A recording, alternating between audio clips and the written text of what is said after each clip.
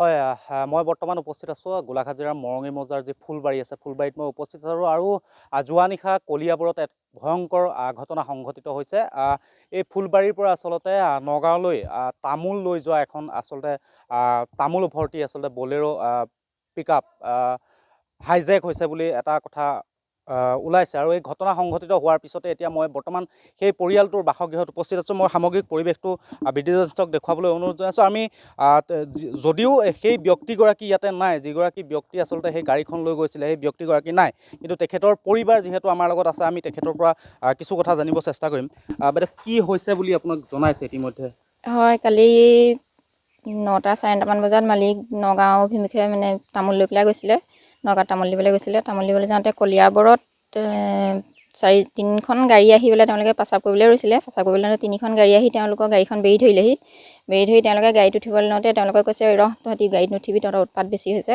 তেনেকৈ কৈ পেলাই তেওঁলোক দুইজনকে ধৰি ল'লে। ধৰি পেলাই মোবাইল কাঢ়ি ল'লে, মণি বেগ কাঢ়ি ল'লে, গাড়ী চাবি কাঢ়ি ল'লে। কাঢ়ি লৈ পেলাই তেওঁলোকক দুইজনকে হাত বান্ধিলে, চকু মুখ বান্ধিলে। বান্ধি পেলাই তেওঁলোকে যিখন সৰু গাড়ী লৈ আহিছিলে, সৰু গাড়ীখনত তেওঁলোক দুইজনকে উঠাই কমেও 15-20 কিলোমিটাৰমান দূৰত নি পেলাই তেওঁলোকক এটা মানে JCB এখন তাত গাঁতত পেলাই দিলেগৈ, দুইজনকে নি পেলাই গতীয়া গাঁতত পেলাই দিলে। গাঁতত পেলাই দিয়াৰ পিছত তেওঁলোকে বলেৰো পিকআপ তামোল থকা গাড়ীখন লৈ পেলাই তেওঁলোক পাৰ্টিটো গুচি গ'ল। গুচি যোৱাৰ পিছত মালিকে যেন তেন মানে হাত খুলিব পাৰিলে, চকু খুলিলে। খুলি লৈ পেলাই ওপৰলৈ উঠিলে। উঠি লৈ পেলাই অলপ দূৰত মানে দেখিছে আৰু বিজুলী জ্বলি থকা, লাইটৰ জ্বলি থকা হেৰি দেখি পেলাই গৈ পেলাই এঘৰ মানুহত ওলালেগৈ। মানুহ ঘৰত ওলাই লৈ পেলাই মানুহ ঘৰত মাতি পেলাই উঠাই মেলি তেওঁলোকৰতো মোবাইল কাঢ়ি লৈ গ'ল। মোবাইলৰ দাদা নাম্বাৰটো আৰু মোৰ নাম্বাৰটো মনত আছিলে মালিকৰ। দাদালৈ ফোন কৰিছে যে আমাৰ এনেকুৱা হ'ল কলিয়াবৰত। তাৰপিছতে মোলৈ ফোন কৰিছে, মমি উঠিলানি, আমাৰ এনেকুৱা হ'ল।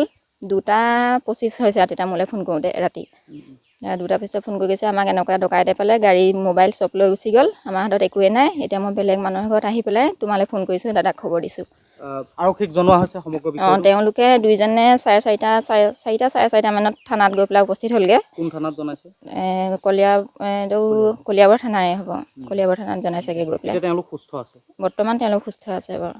হয়, নিশ্চয়কৈ আচলতে নিশাৰ ভাগত এনেদৰে এটা ভয়ংকৰ ঘটনা সংঘটিত হৈছে। কলিয়াবৰত আচলতে এখন বাহন হাইজেক কৰা হৈছে আৰু তাৰ পিছতে এতিয়া এই পৰিয়ালটোৰ মাজত হাহাকাৰ পৰিস্থিতিৰ সৃষ্টি হৈছে। প্ৰথমতে যদিও সেই ব্যক্তি দুয়োগৰাকী কোনো ধৰণৰ আচলতে আঘাতপ্ৰাপ্ত হোৱা নাই বা কোনো ধৰণৰ বেয়া এটা খবৰ অহা নাই, তথাপি কিন্তু এটা আচলতে চিন্তনীয় বিষয়ে নিশাৰ ভাগত এনেদৰে এতিয়া ফুলবাৰীৰ পৰা তামোল ভৰ্তি বাহন লৈ যোৱা এখন বাহন, তামোল ভৰ্তি এখন বলেৰো পিকআপ হাইজেক হৈছে।